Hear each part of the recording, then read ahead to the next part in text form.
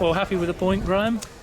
In the end, John, yeah, when it's hard enough with 10 men, but when you go down to 9, it does make things a little bit difficult. But in fairness to the boys, they never give up.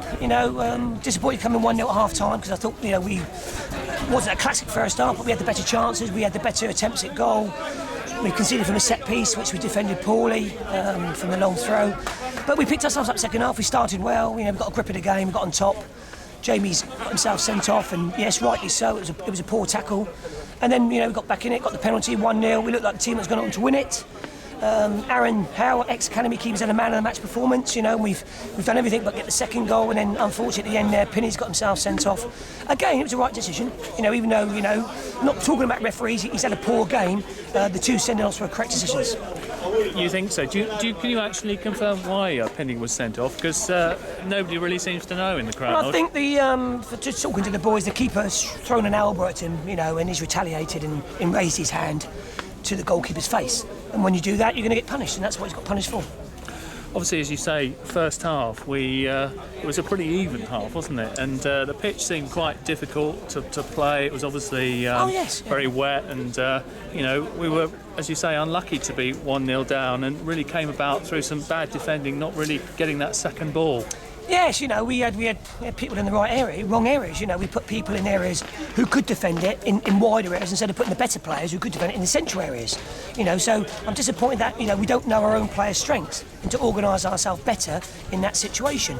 But I can't knock them. They've actually run themselves to a standstill on a quagmire of a pitch, leg sapping. So we've got to see how fresh we come out of this, because there's going to be some tired legs, obviously, and we'll have to look at that for Monday.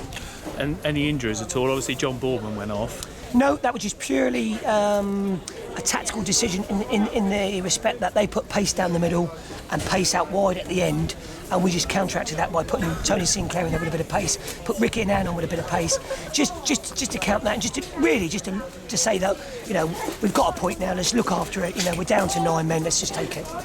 And you must have been pleased to see Harry Arter back on form today, buzzing around. Yeah. Excuse me. Yeah, Harry. To be fair to him, he played 3 different positions today, and that's not fair on him. But we played him in the hole, and then we played him on the right, and then finally with the sending offs, he went into his more central position. But wherever he plays, he's a quality player. He shows touches of class at times, and he shows touches of naivety at times. And when he gets him out of his game, we know what potential and what a good player is going to be. And turning now to the game against Western, what are your thoughts about that?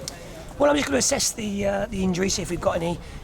We'll assess the tired legs, and then we'll see how we are for Monday, and I'll see who is fresh. I'm not saying I'm going to make massive changes, but I'll just see how the finishing 9 are, and if they look a bit weary come Monday, then we might have to look at a few team changes. Lovely, thanks very much. Thanks very much. Thank you.